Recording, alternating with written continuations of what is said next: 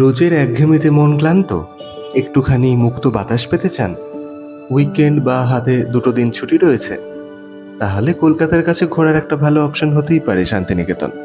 সেই শান্তিনিকেতন, বিশ্বকবি রবীন্দ্রনাথ ঠাকুরের স্মৃতিবিজড়িত শান্তিনিকেতন, যেখানে বাংলা সংস্কৃতির সাথে মিলে গেছে স্নিগ্ধ পরিবেশ। চলুন ঘুরে আসা যাক, আর সঙ্গে থাকবে আপনারাও। প্রথমেই দেখে নেওয়া যাক এখানে পৌঁছবেন কিভাবে। দুভাবে মূলত এখানে আসা যায়, এক ট্রেন পথ আর দ্বিতীয় private car. By route Kolkata থেকে শান্তিনিকেতনের দূরত্ব মোটামুটি 160 কিলোমিটার। আসতে সময় লাগবে 4 থেকে 4.5 ঘন্টা। আর যদি ট্রেনে আসতে চান, সেক্ষেত্রে অনেকগুলি ট্রেন হাওড়া বা শিয়ালদা থেকে পেয়ে যাবেন। ট্রেনগুলির নাম, সময় আর ভাড়া ডেসক্রিপশনে দিয়ে দিলাম। সময় লাগবে ঘন্টা 3 মতো। আমি ধরেছিলাম 13053 হাওড়া রাধিকাপুর কুলিক এক্সপ্রেস। বোধ ছিল এসি চেয়ার কারে।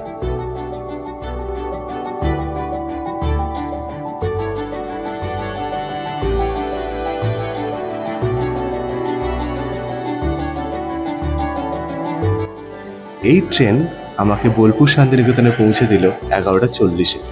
স্টেশন থেকে বাইরে বেরোলেই রয়েছে টোটো স্ট্যান্ড, যেখান থেকে আপনি সহজেই চলে আসতে পারবেন বিশ্বভারতী ক্যাম্পাসে। খরচ পড়বে 30 টাকা। হোটেল খুঁজে ফ্রেশ হয়ে আর লাঞ্চ করে নিয়ে বেলা 3টে নাগাদ বেরোলাম শান্তিনিকেতনের আশেপাশেটা কিছুটা ঘুরে আসার জন্য। প্রথমেই পৌঁছে গেলাম শালবনি, চারদিকটা শাল আর হিজল গাছের মোড়া। শান্তিনিকেতনে এসে এই জায়গাটা অবশ্যই কিন্তু দেখবেন। এটার নাম হচ্ছে শালবনি। এইখানে বিখ্যাত সিরিয়াল বাহা এখানে শ্যুট হয়েছিল। তো এই জায়গাতে অসংখ্য শাল গাছ আছে, আপনি দেখতে পাবেন। সেইখান থেকে এর নাম হচ্ছে শালবনি। এখানেই শুটিং হয়েছে অনেক সিনেমা, যেমন বেলা শেষে, আমি টু ও কিছু বাংলা সিরিয়াল জনপ্রিয় লাইক ইষ্টি কুটুম ইত্যাদি। এবং অবশ্যই কিছুটা সময় এই জায়গাটা নিশ্চয়ই দেবেন। এরপরে চলে এলাম ক্ষীরইয়ের হাট বা শনিবারের হাট বা সোনাঝুরির হাট। চারিদিকে সোনাঝুরি আর ইউক্যালিপটাস গাছের ছড়াছড়ি, তার মধ্যে বাজার, সঙ্গে রয়েছে আদিবাসী নৃত্য আর বাংলার মাটির গান, বাউল গান।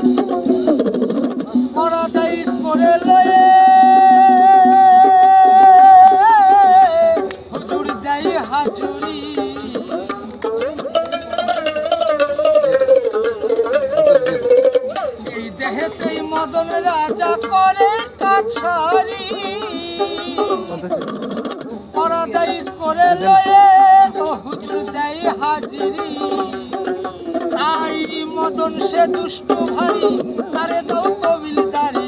মদন সে দুষ্ট ভারী, তারে দাও তবিলদারি। করে সে মুন্সিগিরি, করে সে মুন্সিগিরি। গোপনে গোপনে কেমনে আমি প্রেম রসিকা কেমনে।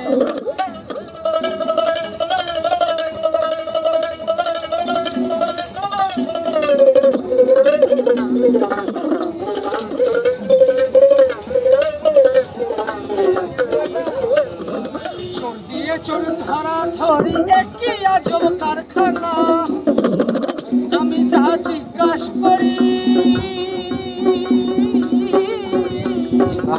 তুমি বলো না। চোর দিয়ে চোর ধরা ধরি একই আজব কারখানা। আমি যা জিজ্ঞাসা করি তুমি বলো না। চোরারা চুরি করে, সাধু থেকে পালাই ডরে। চোরারা চুরি করে, সাধু থেকে পালাই ডরে। নিয়ে যাই শূন্য ভরে, নিয়ে যাই শূন্য ভরে। বলো বলো কোনখানে কোনখানে প্রেম রসিকা কেমনে আমি প্রেম রসিকা শান্তিনিকেতন আসলে এই যে জায়গাটা, এই মুহূর্তে আমরা এসেছি, এই জায়গাটায় নিশ্চয়ই আসবেন। এই জায়গাটা অনেক নামে পরিচিত। কেউ বলে শনিবারের হাট, কেউ বলে ক্ষীরইয়ের হাট, কেউ বলে এটা সোনাঝুরির হাট। এই সবকটা হাটই একটাই হাট। এই জায়গাটায় প্রচুর সোনাঝুরি গাছ আছে, আপনি পিছনে দেখতে পারবেন প্রচুর প্রচুর সোনাঝুরি গাছ রয়েছে, তাই জন্য এই জায়গাটার নাম সোনাঝুরি ঘাট। তার সঙ্গে এটা শুধুমাত্র আগে শনিবার দিনই বসতো, আজকে আমি এসেছি বৃহস্পতিবার, এখন বসছে। এখন সোমবার মঙ্গল বাদ দিয়ে বাকি সব দিনই মোটামুটি এই হাটটা বসে, কিন্তু অতটা ভিড় হয় না, বাট মোটামুটি বসে। আর এই হাটটা অ্যাকচুয়াল যে লোকেশন সেটা হচ্ছে ক্ষীরই, তাই জন্য এটাকে ক্ষীরইয়ের হাট বলে। তো তিনটে হাটই একই হাট। তো এই হাটে আপনি অনেক কিছু পেয়ে যাবেন আপনার ঘর সাজানোর জন্য, আপনার প্রতিদিনের ইউজের জন্য। আপনি এখানে অনেক কিছু পাবেন। খাওয়ার কিছু কিছু জায়গা রয়েছে, কিছু আমি মাত্র একটা পেয়ারা মাখা খেলাম, একটা কামরাঙা মাখা খেলাম, এবং এখানে অনেক কিছু ভালো ভালো জিনিস পাওয়া যাচ্ছে, যেগুলো খেলাম ওটাও খুব ভালো সুন্দর। তো আপনারা শান্তিনিকেতন আসলে এই দুটো জায়গা, যে দুটো প্রথমে দেখালাম, এটা মিস করবেন না।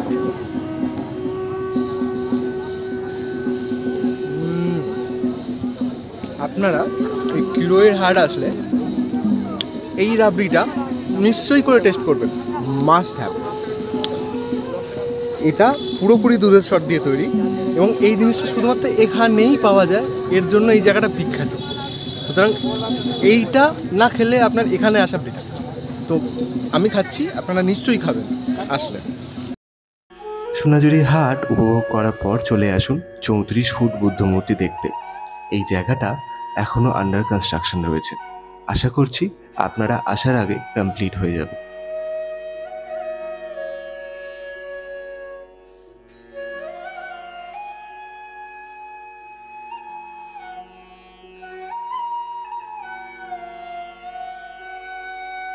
এরপরে আমাদের গন্তব্য পলাশবনি, এক টুকরো গ্রাম, ছবির মতো সুন্দর। এখন এসে গেছি একটা অন্য জায়গায়, এটার নাম পলাশবনি। এই জায়গাটা অনেকের পরিচিত মনে হতে পারে। এই জায়গাটাতেই বাহামনির শ্বশুর বাড়ি। আমি অত সিরিয়াল দেখি না, আমার মা দেখে, তো ততটা আমি জানি, ততটা আমি দেখেছিলাম, ততটা এটাই। অ্যান্ড আমাদের যে টোটো দাদা, তিনিও ওই যে যাচ্ছেন আপাতত, ওখানে তাই পার করবেন, তো তিনিও বললেন এটা হচ্ছে শ্বশুর বাড়ি। তো আপাতত এই জায়গাটা ঘুরছি, আপনারা ওই জায়গাটা আসবেন শান্তিনিকেতন আসলে। পলাশবনি দেখে এবার চললাম ক্ষীরই নদী দেখতে।